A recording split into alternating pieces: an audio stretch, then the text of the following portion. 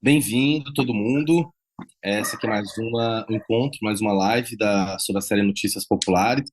Eu sou o Marcelo Caetano, sou o diretor da série e hoje eu vou conversar com a Juliana Lourenção, que interpreta a Wanda Becker na série, e vou conversar também com o Joseph Specker-Nis e o Ciso Barros, o Moacir Barros, que são os responsáveis pelas animações que a gente vê pontuando bastante alguns episódios da série. E a ideia é sempre aprofundar um pouco sobre temas da série, sobre ideias por detrás da série e o processo de cada um de construção. É, eu vou começar com a Juliana, vou começar com uma pergunta sobre a Wanda Beck, é, que é essa musa trágica, né? E eu queria saber se você inspirou alguma personagem, ou algumas personagens, ou se inspirou alguma pessoa da realidade, da onde foi que você tirou essa ideia? Vem de uma observação sua sobre as novelas, sobre essas atrizes das novelas, né? Conta um pouquinho como é que foi construir essa personagem pra gente. Então foi uma delícia, né? Foi um presente, porque a gente está nos anos 90, né? Então tem uma linguagem muito específica de atuação, de interpretação, principalmente ali nas cenas de novela. E aí eu, como atriz, imagina, bebi em todo aquela referência que a gente tem dos anos 90, que era uma linguagem que funcionava para a época, mas hoje a gente assiste e já tem uma interpretação de que aquilo é um pouquinho canastrão, um pouquinho cafona, exagerado, né? Aquele melodrama. E aí, fazendo isso hoje, ainda mais numa série de comédia, dá pra gente enfiar o pé na jaca e ser uma delícia, né? Mas carregar nas tintas, nas pausas melodramáticas, nas intensidades de olhar. E até brincava muito com o Phil, meu parceiro de cena, de roubar a câmera, sabe? Um do outro. Tinha essa coisa das divas e divos da época.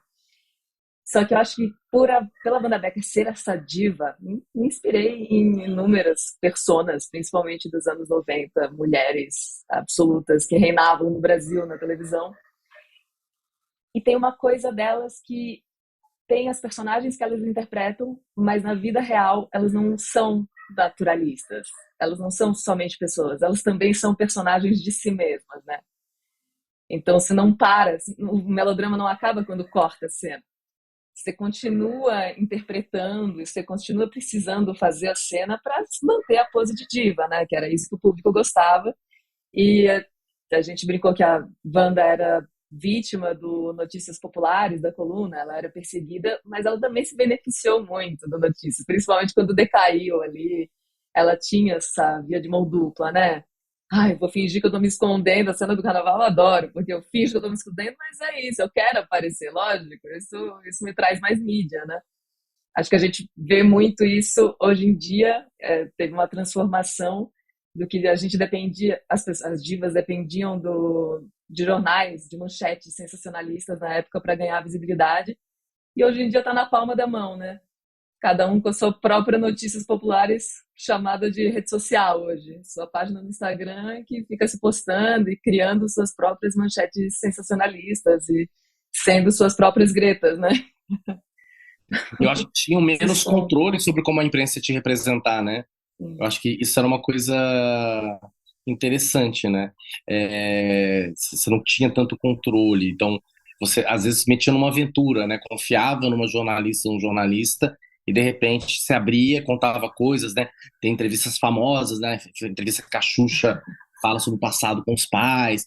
Essas coisas, muitas vezes você contava em off quando você via estava em on, né? E não tinha muito pudor de publicar isso, né? Então acho que a Wanda também ela entra muito essa diferença para hoje tem passa tá muito nesse lugar também dessa falta de controle total que se tinha, né? Sobre o que saía na mídia sobre mim na entrevista. A gente não podia, né, nem todo mundo gravava as entrevistas que dava, né? Hoje você pode dar uma entrevista via Zoom e gravar no teu celular e depois você ter ali as provas que botaram palavras na sua boca, né? Então, Exato. então acho que tem um pouco dessa aventura nessa relação com a imprensa, né? E você, como atriz, como é que é a tua relação com a imprensa? Como é que, como é que como é que você já teve algumas é, gretas que apareceram na sua vida? Ai, acho que é, é engraçado, né? Porque a gente quer visibilidade e ao mesmo tempo, às vezes a gente dá umas entrevistas, até tem parceiros de assessoria de imprensa, às vezes, e vai, e cava algumas matérias, e por mais que seja, hoje em dia, acho que mais combinado, você não é tanto pego no flagrante ou alguma coisa assim, você já tem uma pauta anterior, um briefing, mas ainda assim, quando sai a manchete, às vezes dá um. Ah, aí esse eu não posso repostar, sabe? Esse não vai pegar muito bem. Vamos deixar quieto, vamos deixar passar. Acho que tem. Eu não sou famosa, né? Mas acho que tem pessoas famosas hoje em dia que conseguem até controlar mais isso, porque estão até. São donas de agências que dominam vários perfis, vários portais de fofoca. Então, as próprias divas, as próprias celebridades estão manipulando tudo isso a seu bel prazer. Inclusive, ó, né? Inclusive até as fake news ou atrocidades que contam por aí, às vezes é tudo muito manipulável porque vende, né, gente? Vende muito, essa é a verdade. NP vendia, zerava tudo porque o povo adora uma coisa tragicômica, um barracão, uma coisa louca. Né, e tragicômico é a experiência da Wanda no carnaval, né? E me chamou a atenção, assim, é difícil interpretar bêbada e bêbado, né? Acho que é um dos maiores desafios para os atores e atrizes. Eu já vi tanto bêbado ruim em set que eu falo assim, não, o personagem não bebeu, desiste, desiste, desiste. E você se joga de cabeça sem ter bebido, né? Acho interessante essa construção da embriaguez. Você quer falar um pouco sobre isso? O que que é essa experiência de construir uma embriagada, uma louca, uma cheirada? Acho que o segredo é não sei muito como desenhar o caminho, mas eu realmente tento não ir para a cabeça. O segredo para mim é ir para o corpo, porque se eu for para a cabeça, eu vou começar a pensar em referências de pessoas bêbadas, referências de pessoas drogadas, e aí vou querer copiar, né? Correr atrás do que a imagem daquela embriaguez, aí fica aqueles atores tentando se desequilibrar. O negócio é ir para o corpo e eu sou da dança, né? Eu sou bailarina clássica de formação, então para mim vem muito isso de aquecer muito e deixar o corpo meio mole. E aí você tira do racional e dá para enlouquecer. Vai pelo corpo primeiro e vem vindo essa sensorialidade que não precisa pensar muito. E aí improvisa-se falas até, né? Que isso fica uma delícia. Isso parte muito, eu acho, também, né, Marcelo, da nossa preparação. A gente ensaiou muito com você e não ensaiou para congelar, né? Que isso eu acho um dos grandes pecados do cinema, quando você ensaia uma cena até ficar congelada, os atores acham que às vezes isso vai dar segurança no set. Muito pelo contrário, a gente trabalha, conhece os personagens para ganhar liberdade total no set. Então, abriu a câmera, eu só vou parar de viver Wanda Beck quando você dizer corta. Eu vou enlouquecer improvisando e é isso. Vamos ver o que que fica, o que que não fica, mas eu gosto dessa brincadeira. Cleiton Mariano está aqui com a gente também no sofá. Cadê Cleiton? Cleiton, me escuta? Aqui, tô aqui, tô aqui, tô aqui. Tá aqui. Tudo bom, Cleiton? E aí, Mar, tudo bem? Oi, oi, gente. Bom, começar a fazer uma pergunta para você sobre o Elcio.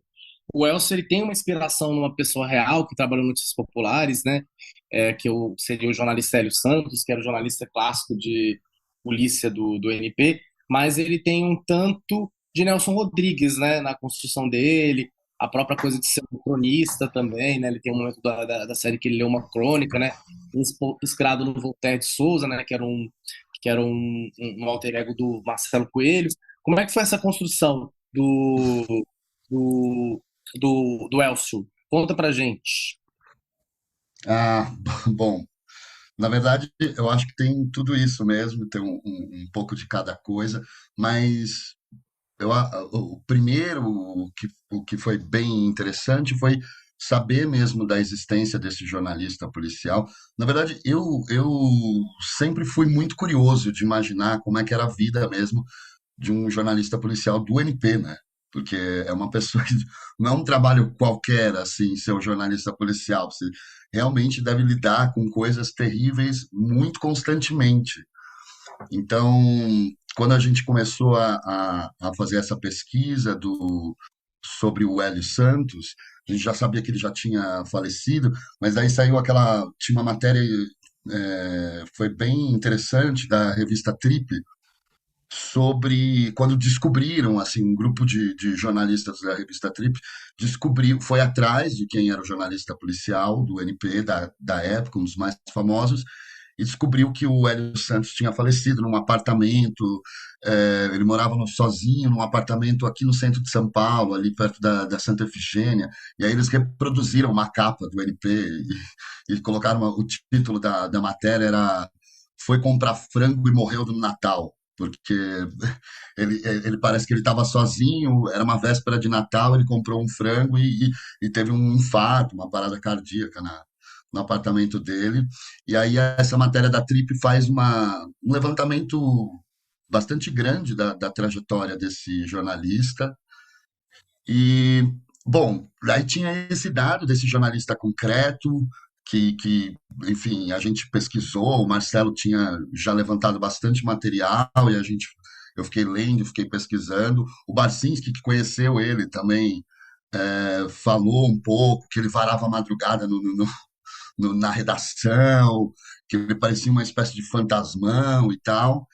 Mas quando eu li os roteiros e discutindo com o Marcelo um pouco essa ideia, é quase que inevitável você pensar num jornalista policial e não trazer esse imaginário rodriguiano, assim, porque é o grande autor do Brasil que colocou o jornalismo em cena, né? Então, esse lado cafajeste, esse lado. E eu ainda tenho uma relação muito forte com o Nelson Rodrigues, já fiz várias peças. Eu entrei na EAD fazendo um jornalista, que é uma espécie de protótipo de todos os grandes jornalistas, que é o Amado Ribeiro do Beijo no Asfalto, que é uma peça icônica do Nelson, e é o jornalista mais canalha, mais dessa imprensa marrom, como eles falavam, né? Dessa imprensa sensacionalista. E, então eu tinha um pouco essa relação. Ao mesmo tempo, a gente queria dar um pouco mais de humanidade, então a gente ficou fazendo umas coisas trazendo uma construção dele ter, sei lá, uma vida bem paulistana, tipicamente paulistana, ele ser meio da Moca, ele ter uma relação assim. Uma coisa que eu acho que foi importante para mim, assim, foi entender que para você ser um jornalista como esse do NP, ele ele provavelmente, eu não conheci o Hélio de verdade, mas você tem que estar muito inserido no próprio meio que você cobre. Não tem como você ter um distanciamento muito grande. Então, para mim, era bem provável que esse submundo da criminalidade, das prostituições, da droga, esse São Paulo boca do lixo, para mim, foi completamente o imaginário que eu pensei que o próprio personagem teria. Assim. Eu achava que ele, de alguma forma, fazia parte desse mundo. E então a construção para mim foi tentar me aproximar um pouco desse, ao mesmo tempo tendo esse contraste que ele escreve, né? Ele escreve bem, ele é cronista, ele tem um apreço pela literatura, então tem essa crônica do Voltaire de Souza, que tem uma citação lá, que a gente coloca como se ele estivesse escrevendo, mas, enfim, de qualquer forma, o trabalho dele, mesmo no dia a dia, mesmo sem essa parte literária, é um trabalho de escrita e ele sabe manipular muito bem as palavras, isso a gente percebe pela, pela engenhosidade que as matérias do NP tinham, né? Sobretudo essas policiais, assim, que tinham um trabalho de construção, de dialogar com uma linguagem super popular, mas também introduzir um vocabulário muitas vezes erudito. Então, eles tinham um trabalho assim de linguagem muito bem pensado, assim. Não era qualquer pessoa. Então, para mim, a construção, né, foi esse paradoxo entre alguém que é muito ligado ao submundo por um lado, e por outro lado, alguém que escreve também, enfim, que tem o texto e a literatura, de alguma forma, como meio de vida, né? Isso afasta um pouco a questão do cinismo, né? Porque poderia cair numa chave de um personagem cínico, né? Acho que aí tem essa construção que é bem legal que você vai fazendo, que ele acaba ficando boa praça em alguns momentos, né? Aí você fala assim, mas não posso gostar desse cara, né? Esse é um cara do extremo que sai sangue, né?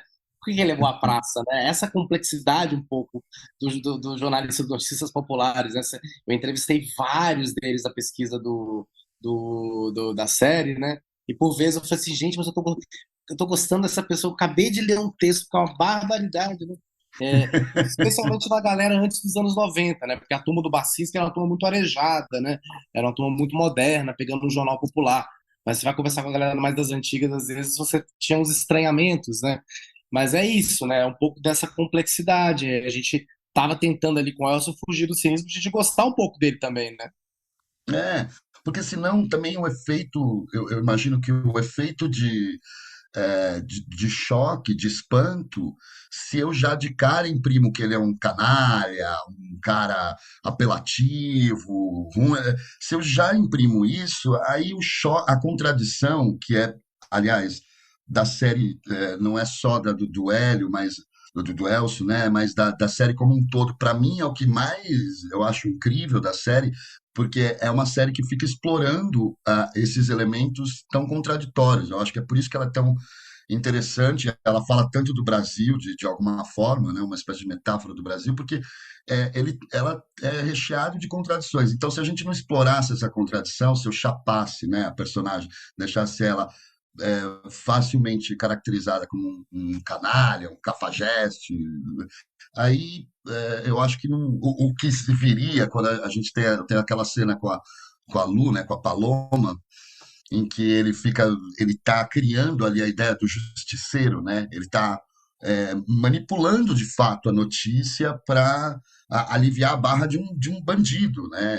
Ou seja, é uma coisa horrível, mas aquilo é que é legal, porque tipo ele está fazendo isso, e ele está se sentindo meio vítima dessa menina nova que vem cheio de regras e que vem, então eu acho que essa coisa de explorar as contradições, para mim, era o que mais interessava e eu acho que a gente conseguiu fazer, não só com o Elcio, eu com o Elcio, mas a série como um todo, para mim, é recheada disso. Bom, começar a fazer uma pergunta para o Joseph Buciso, né? Um pouco sobre é, essa concepção das animações da série, trabalhar com um jornal, né? Que é uma coisa tão tátil, né? E poder reproduzir essa matéria, né? Que ela é tão rugosa, né? A gente hoje vive nessa espiral da tela, do liso, né? Nada tem textura, né? Tudo aquela coisa chapada, né? Como é que é pensar esse retorno ao jornal impresso, né? Essa coisa tátil do jornal impresso, como é que isso inspirou e de uma certa forma motivou as animações que vocês fizeram? Então, Marcelo, na realidade foi uma oportunidade muito, muito bonita, assim, né? A gente tinha trabalhado com Ivan Mello, em outras produções de stop motion, assim, veio assim o convite. E acho que uma das coisas que mais nos atraparam, assim, além de todos os temas das manchetes, né, clássicas, era essa possibilidade de poder experimentar, né? O stop motion, que é uma das técnicas que a gente mais utiliza, ela é praticamente toda material, né? Tudo é físico. A gente trabalha muito com criação de cenários, de personagens, né? Tudo uma fotografia no set, com objetos reais, né?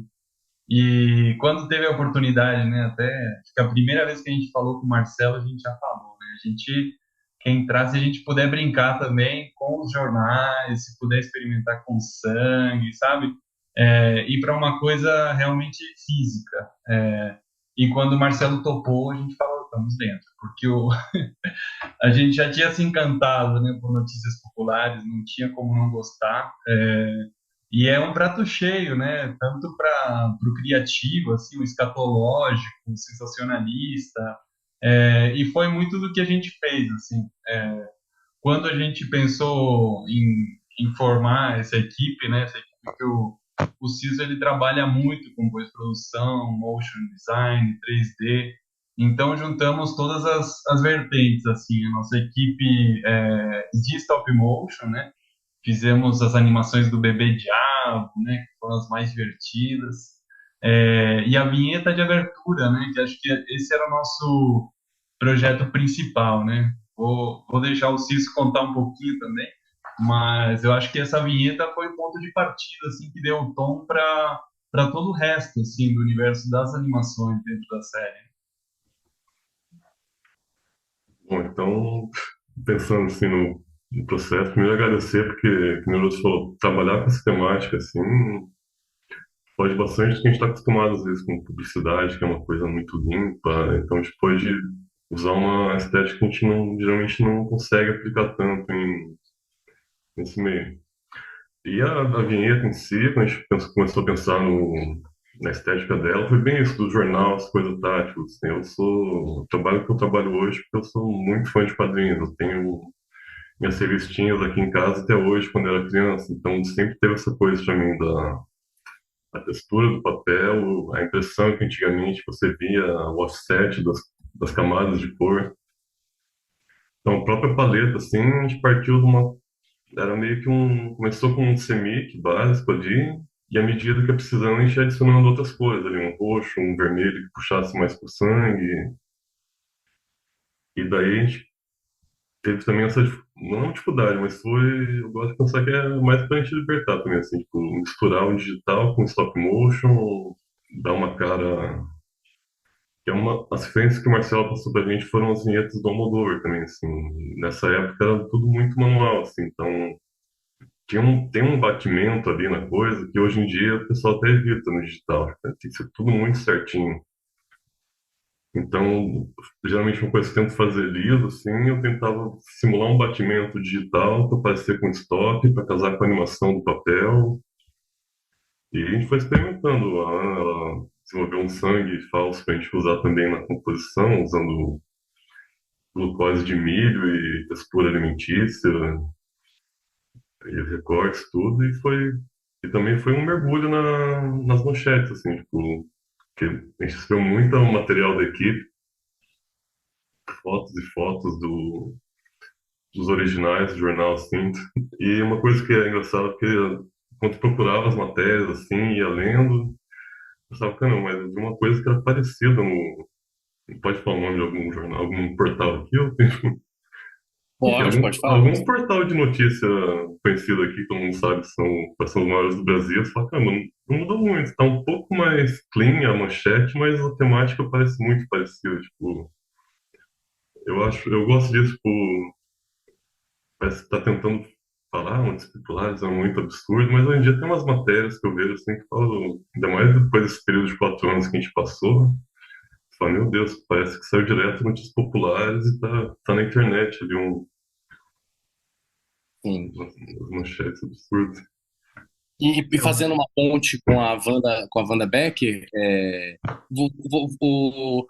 vocês também criaram a identidade visual do sorriso da esfinge, né? E ali já eu acho que é uma outra fonte que não o Almodóvar, né? Porque eu acho que a Uhum. nossa vinheta de abertura acho que tinha muito a ver com aquelas com os créditos de abertura do Almodóvar, é, não só os dos anos 90, né? Mas também ali o Lei do Desejo nos anos 80, o Má Educação, que é um filme mais recente, né? Que eu acho que talvez seja uma que tem uma proximidade muito grande. Mas o que a gente está mostrando ali na abertura é muito distinto do que o Almodóvar mostra, né? O Almodóvar, Uhum. ele de uma certa forma, ele vai elencando e listando ícones da sociedade de consumo, né? E a gente estava mostrando era gente pelada, gente baleada e coisas do além, né? Então acho que tem uma coisa que é dos populares, que é brasileira, que não é tão hispânica também, né? Que é muito própria do Brasil, da cultura do Brasil, que eu acho que acabou se refletindo um pouco na vinheta de abertura. E aí me leva a pergunta sobre a novela, porque também a gente tem um tipo de identidade visual que a Globo consagrou ali nos anos 80 e 90, que não é só a atuação melodramática da Wanda Becker, né? Não é só eu sempre achei muito engraçado que as pessoas falam, não, o naturalismo das novelas, né? Eu acho que a novela é tudo menos natural, né? Acho que talvez seja o naturalismo dos diálogos. Oi, tudo bom? Comprou o repelente? Sim, comprei o repelente. Você tem falado com o Carlos? Tenho falado com o Carlos. Quer um copo d'água? Sim, quero um copo d'água. Acho que o naturalismo está mais da situação propriamente do que da atuação, né? Mas, bem, digressões à parte, como é que foi criar essas identidades visuais para a televisão, né? Essa metalinguagem, né? Essa TV dentro da TV. Como é que foi isso? Então, essa parte foi muito divertida, assim, porque acho que todas as referências que o Marcelo trazia a gente já admirava, né? Então, assim, como artistas plásticos, designers, realizadores, é muito bom também quando tem um ponto de vista da direção muito claro, né?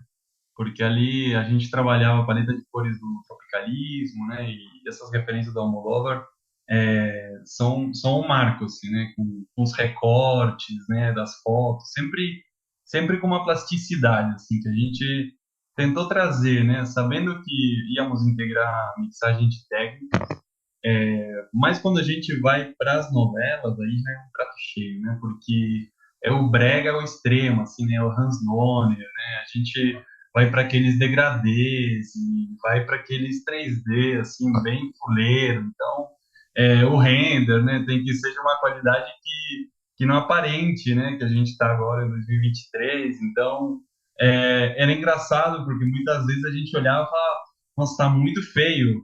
Então tá no caminho certo, né? Não, não podia. Isso é Assim, a verdade. gente, né, se puxava para esse lado.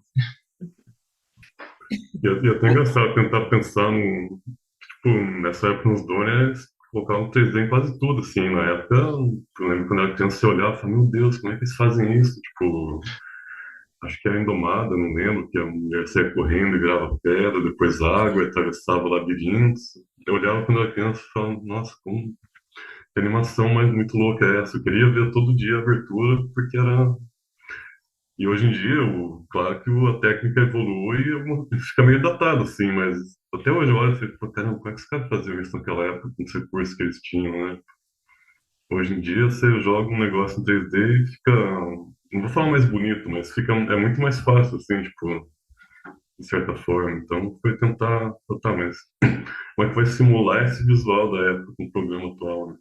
Não tem como baixar um programa, né, que nem vai rodar no computador recente, assim, para fazer aquilo. Eu fiquei agora pensando na frase que o Júlio trouxe. Para você um pouco, Juliana, ao atuar, né, dentro de uma novela, né, essa TV dentro da TV, você também assume um risco, né? Que às vezes poderia estar ali atuando e falar assim, meu Deus, será que eu exagerei? Será que tá ruim? Mas será que não é o ruim? Será que não tem que fazer ser ruim? Como é que isso mexe com a cabeça do ator ali e o jogo do ator, se o ruim é o bom? Eu achei de uma libertação absoluta. Porque a gente está sempre correndo atrás de fazer o bom, e é muito subjetivo o que é bom, né? Porque para cada linguagem uma coisa funciona. Então, às vezes é mais naturalista, mas você vai para um outro gênero de suspense, você precisa de um tempo diferente. E aí, de repente, você precisa voltar para uma linguagem dos anos 90 que tá, gente, assim, acho que todo mundo pode concordar que é bem cafona, né? Não dá mais para atuar daquele jeito e tal. Para época funcionava, mas é canastrão. E ainda dentro de uma série de humor, então com a licença para brincar com isso também. Então, carregar as tintas. Eu brincava muito com o Fio e falava, gente, esse é o nosso momento que a gente é obrigado a atuar mal. Olha que delícia! A gente vai fazer assim tudo. É quase um exercício como se o ator fosse um clown, sabe? É um exercício de exposição assim, de tudo que você não pode fazer, de tudo que seria errado. Então foi elencar tudo que é errado, é roubar a câmera do outro, dar aquela pausa dramática para ganhar mais tempo de câmera entre uma palavra, sabe, e outra. É umas Careta coisas. também, né? Fazer careta também, né? Porque você tinha essa coisa também de você sublinhar a emoção, né? Você deixar bem claro o que você está sentindo, né? É, era uma atuação que não se deixava nem trair, né? Não tinha nem Tem subtexto, nenhum né? mistério. Não tem nenhum mistério. Ela é o que é. Eu adoro isso, gente. Esse é o suprassumo da cafonice, né? Do melodrama. Eu sou o que eu sou, eu repito, eu falo a frase duas, três vezes, mostrando bem nas expressões, em tudo. Realmente foi uma delícia. Eu gosto bastante do sétimo episódio, né? Que a gente vai trabalhar com esse encontro da Wanda Becker com o Faísca, que que ela está sendo testada um pouco nesse lugar, né? Ela está sendo colocada numa situação bem de fim de carreira, que seria talvez humilhante para uma pessoa que vem de um status de uma atriz global de estrela de novela das 9, e ela tem que ficar o tempo todo eu achei interessante, muito interessante o jeito que você construiu, né? Porque você vai desmontando e montando, entendeu? Ela Cena, né? Ela tá atuando, ela tá interpretando ali, ela tá odiando, mas tem que ser muito sutil, né? Porque é uma cena, ela tem que manter a pose de diva, comprar tudo aquilo, porque ela precisa da publicidade, digamos assim, né? Vai dar um respiro, né? Ainda vai dar um pouquinho de espaço para ela aparecer na mídia, mas ao mesmo tempo aquilo tá destruindo, ela tá se sentindo humilhada. Então, como é que você constrói isso de um jeito que não fique muito exposto, né? Muito atriz pensando, agora eu vou ficar chateada. Não, é sutil. E você assiste a cena até parece que eu assistindo, né? Eu me criticando como atriz, parece que nossa, ali eu perdi a energia. Não, é a Wanda Becker que tá quebrando e aí volta a câmera, voltou e aí ela quebra. Parece a atriz perdendo energia, mas não é ela virando pela primeira vez na série humana, né? Ela se Sim. revelando de fato, ela tá se mostrando de verdade ali. E a gente também na montagem teve muito cuidado para não ser cruel com a personagem também, né? Porque acho que Sim. ela já tá nesse lugar muito frágil, né? Então, às vezes a gente dilatava o tempo demais e ela ia para um estado de reflexão tão cruel, né? E era tão cruel também com o Faísca também, né? Sim. Mas algum dado de crueldade teve que se admitir, né? Porque a relação dos jornalistas nesse tipo de pauta ali era um pouco cruel, né? Você pega um morador de rua, você pega um gari, você pega alguém, você constrói ele como um galã, como um atleta sexual, né? É um nível de exploração, né? De objetificação muito grande, né? Então a cena ali ela tinha que ser trágica, né? E aí você tem aqueles três personagens ali, a fotógrafa, o Foca e a colunista social, né? Vendo de camarote aquele absurdo, né? Quase como se estivessem gozando com o caos, mas aquelas duas pessoas sentadas ali no estado de extrema fragilidade, né?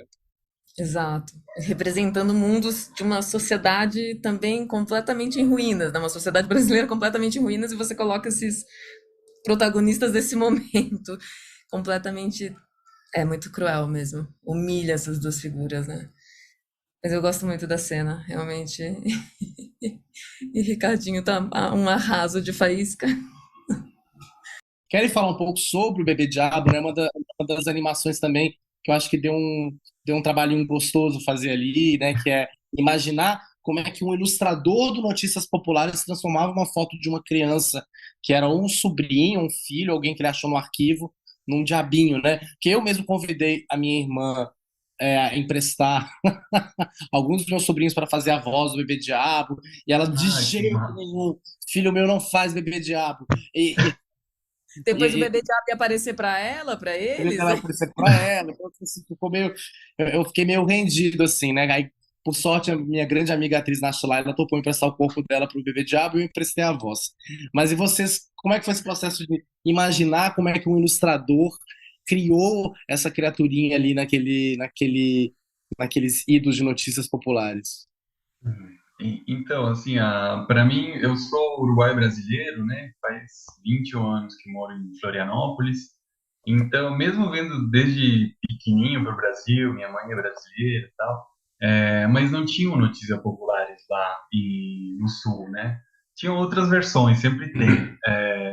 Mas não tinha no Uruguai nada que chegasse aos pés das notícias populares. Então, foi uma viagem mesmo, assim, de olhar essas ilustrações, essas manchetes, o grau de sensacionalismo que tinha e o sucesso que aquilo fazia, né? Porque tem uma manchete na capa do jornal falando que avistaram ele andando pelos telhados, né? E, bom, o padre falando sobre isso, a entrevista com o padre. E, ao mesmo tempo, essas notícias eram todas retratadas por isso, por abstrações, né? Por interpretações desses ilustradores. E elas eram muito precárias, assim, eram muito ruins as ilustrações, algumas delas, né? Eram só umas. Parecia que o ilustrador nem era um ilustrador muito talentoso, que foi parar lá no jornal, mas que era ele que ilustrava e ia ser estampado na capa, né? Então, eu acho que o conjunto da ópera é genial, assim, né? Tipo, desde ilustrador até o redator, sabe? Principalmente esses títulos de manchete, que tá muito assim na série, né? Tipo, as reuniões, quando estão na pauta lá, que nome que a gente vai colocar, e aí um mais ridículo que o outro. E é um pouquinho também o que a gente quis fazer, assim, a gente ficou olhando muitas capas, assim, tinha um banco muito grande que o Marcelo tinha registrado com a equipe, né, que eles foram lá na Folha, então a gente tinha vários registros em PB, que a gente tentava, porque era muita coisa, né, a gente queria usar tudo, mas não dava, né? A gente tinha uma minutagem ali, tínhamos que escolher e tal. Mas foi muito legal, né? Fazer o trabalho, assim, foi com outras duas pessoas, né? A gente estava fazendo várias coisas ao mesmo tempo, né? Dentro, tanto a abertura como a animação de inserções, também tinha todo esse trabalho, por exemplo, a cena que ficou muito bonita lá no carro, e tem os prédios andando atrás, que vocês fez em 3D, com aquela iluminação, sabe? Enfim, tinha várias coisas que a gente ia fazendo em paralelo, mas com certeza Bebê de Água foi o mais divertido para mim. Assim, eu não sei se vocês querem contar um pouquinho, mas ali foi Eles stop até motion incluíram puro. pirâmides, né? Porque a novela era Sorriso da Esfinge, e eu tava na Jordânia, quando eu tive essa iluminação, assim, falei, cara, tem que ter E pirâmide, tem que ser, sei lá, uma cidade imaginária, uma cidade que a pessoa fala, como é que é o Oriente Médio? Como é que o Egito, né? O norte da África, né? Deve ter umas ruas, assim, tipo a Avenida Paulista, e umas pirâmides. E aí, e aí, essas soluções todas, né? Acho que elas fazem parte disso. Eu queria só fazer um adendo em relação às ilustrações do Notícias Populares. Tinha muita gente talentosa ilustrando lá, né? Até a gente descobriu no Twitter que atualmente um dos chargistas mais importantes da Folha de São Paulo também chegou a trabalhar no Notícias Populares. Mas às vezes eu fico imaginando que era o tempo que se fazia e também com quem você estava comunicando também. Porque boa parte das pessoas que liam notícias populares não eram leitores habituais, não eram pessoas que liam livros, assim, eram pessoas realmente populares, assim. Muitas vezes liam um sim, jornal pendurado numa banca, lia de pé, sentado, lia no ônibus, chacoalhando, né? Então tinha que ter talvez uma comunicação rápida, mas eu acho que as pessoas gostavam no grotesco também ao comprar, né? É, o NP foi a formação de vários fotojornalistas muito importantes também do Brasil. Mas quando você vê as fotos que eles produziam lá também, elas tinham um pezinho no choque, né? No absurdo, né? É, então acho que era isso, né? Talvez um talento usado para uma comunicação popular, que é um pouco o que a Paloma, que é a nossa protagonista, ela vai aprendendo durante a série, entendeu? Que ela é brilhante, ela entrevistou Robespierre, ela morou anos na França, culta, cultíssima, mas assim, quer comunicar com o povão, você vai ter que adquirir uma linguagem, porque o sim, jornalismo brasileiro é muito elitista. exatamente. Não à toa as fake É, news nadam de braçada no Brasil, né? Porque um jornalismo, às vezes, muito elitista. É impossível, às vezes, para uma pessoa que não teve mestrado, doutorado, entender um artigo de opinião, uma análise política, um jornal, porque né, não se faz um esforço de encontrar essas pessoas, né? Então, não sei, talvez as ilustrações tenham ido pelo mesmo caminho, uma suposição minha, não E sei. até eu agora acredito. que você falou isso, assim, acho que tem umas ilustrações do Bebê de Água que me parecem muito os retratos falados da época, assim. Eu não sei se isso dá também um ar de credibilidade, tipo, olha só, um retrato falado do bebê, tipo, que era muito parecido com aqueles desenhos que você vê, que era. Parece que o cara colou um olho aqui, outro ali, porque o olho era assim, a boca era assim, tinha um. E até um parênteses à parte aqui, que onde a gente animou o bebê diabo ali quando ele é montado, é um tabletop aqui do. Eu pedi um fotógrafo e falou que fala outra coisa. Falei, o que que é esse monte de 666 riscado aqui no, na mesa? Ainda tem umas coisas rabiscadas ali, tem um diabo, um pentagrama. Não, é de outro trabalho, não tem nada a ver com. Então, você fez o contato com Satã, ele estará sempre na sua vida. Então, eu acho que é importante o que tu falou, assim, porque quando a gente trabalha para animações de jornalismo, às vezes é isso, a pauta vem e em 15 minutos tem que estar no ar. E não tem tempo mesmo para você dar aquele perfeccionismo, aquele talento. E aí, de repente, você vê e tá na TV, assim, né? Então, eu acredito que isso deveria acontecer o tempo inteiro lá, né? E muda a manchete, muda a notícia. mas eu acho que isso é a beleza do Notícias Populares, né? Acho que a gente conseguiu imprimir, né, os jornais, até o Marcelo e o Ivan mandavam para a gente, então tínhamos, claro, as adaptações, porque, por exemplo, o Bebê de Água era no anos 70, né, se não me engano, mas tem essas viagens no tempo, então a gente mistura ficção, realidade, mas eu acho que a gente tentou pegar todas as imagens do Bebê Diabo e, para quem não sabe, esse multiplano são várias camadas de vidro, né?